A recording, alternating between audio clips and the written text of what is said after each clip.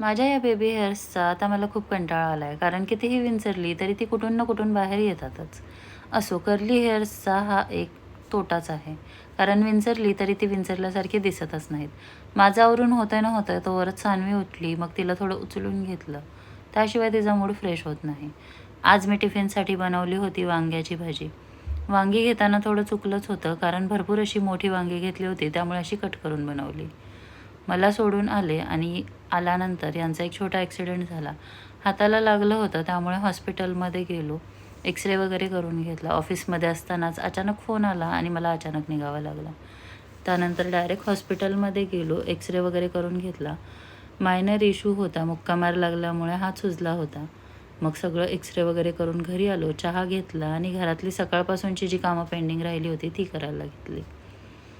Kitchen वगैरे सगळं साफ करून घेतलं आणि पुढच्या स्वयंपाकाची तयारी चालू केली, कारण किचन साफ असल्याशिवाय स्वयंपाक करावासा वाटत नाही. असा होता माझा आजचा दिवस. बाय.